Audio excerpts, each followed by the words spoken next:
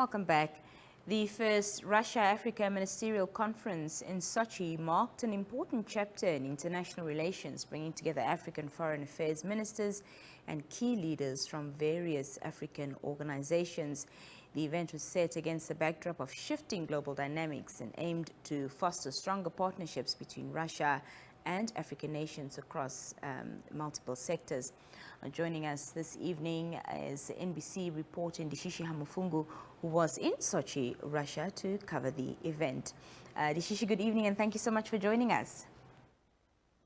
Yeah, very good evening to you, and of course, a very good evening to our daily roundup viewers here.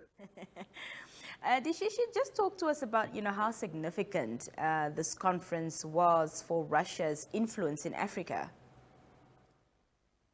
First and foremost, it was a very important occasion. Number one, of course, emanating from the Russia-Africa Summit, which was held some 5 years ago back in Sochi. We saw a follow-up to that summit last year as well in St. Petersburg, the second Russia-Africa Summit. It was really there where it was decided, that a new avenue for dialogue should be opened. And that came in the form of the recently held, that's first ministerial conference of the Russia-Africa Partnership Forum, which took place in Sochi as well. And really the focus of that was to, of course, ensure that, the dialogue does cascade down to a ministerial level. We know that, of course, this is where the real work takes place. We know that this is where policy is driven. We know that this is where agreements emanating from platforms such as these are really, implemented and take effect. Dina, I must say that, Russia and Africa are no strangers to one another. But for that relation has sort of broken apart over the past few decades, say 2 decades or so.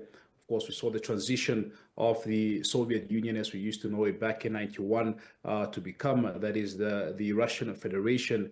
And that transition has really sort of, contributed to those ties being loosened a bit. But now we see the commitment from the Russian Federation. We see the commitment from African leaders to, of course, build on those relations. Africa and Russia do enjoy very good political relations, very good diplomatic relations. But on an economic scale, a lot more needs to be done. And that was really the focus, or part of the focus of this conference, to ensure that, we now move to the next stage of these relations, which is, of course, to ensure that economic prosperity does happen on the African continent. And Russia seems like a good partner for that here. Do you think, Ndishishii, that this conference reflected a new chapter in relations, especially as we see some African nations, move away from traditional Western alliances? Absolutely, Dina. I think you would agree that, for the longest time, the relations between Africa and certain Western allies has sort of been skewed, with Africa always receiving the shorter end of the stick, for lack of a better word.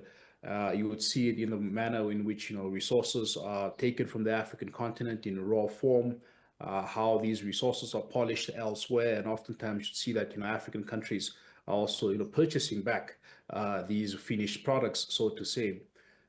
So part of this partnership is to really ensure a mutually beneficial relationship for both Africa and, of course, Russia. Russia has, repeatedly uttered and repeatedly underscored that particular point to say that, look, we respect the African continent. We see the African continent as equals. And part of this partnership is to make sure that both Russia and Africa does benefit equally. Russia has a term for what we see across the globe as neocolonialism, which is really, using loans under certain circumstances, aid under circumstances, policies, revision under certain circumstances. Well, Russia is saying that, look, we are going to treat this relationship in the most equal and fair manner, that Africa would benefit from this relationship in the same way that Russia is or would benefit from this relationship.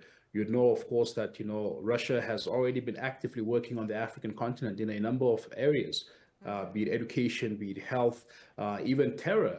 And of course, they are just looking at building on those relations and to make sure that Africa is in a position to stand up to par with the rest of the world. With Namibia being present, of course, at the conference, Ndishishii, were there any specific topics or agreements in the works that, would directly benefit Namibia with its long-standing ties with Russia? We already have a couple of existing agreements with Russia, particularly in the areas of education.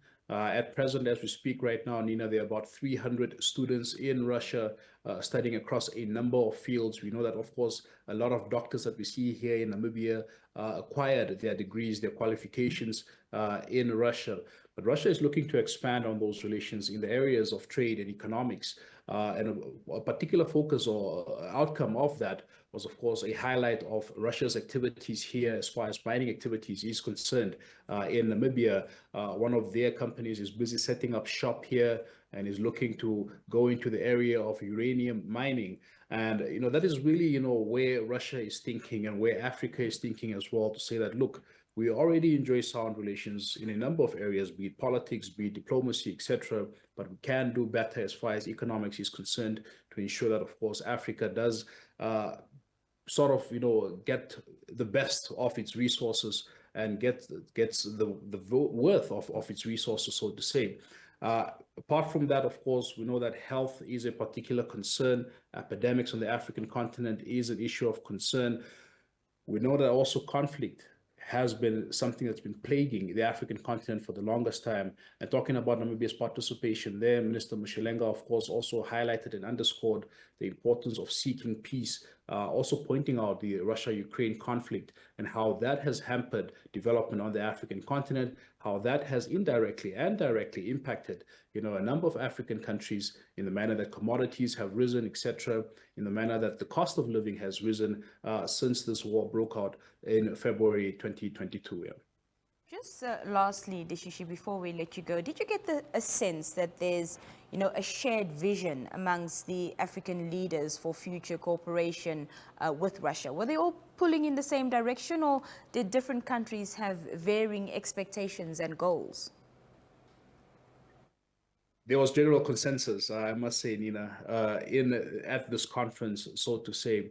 Africa understands the potential of this partnership, the potential of this relation. And it comes perhaps at a time when many people are thinking, why would, African countries and the African continent partner with, Russia, who's currently finding itself in a conflict, for instance. But apart from that, Africa sees the potential of this relationship. Russia has a lot to offer as far as expertise is concerned. Russia is perhaps one of the foremost countries in a number of areas, be it development, and I got to witness that firsthand over the past weekend, being in Sochi and just seeing the level of development in that part of the country, not to mention other cities.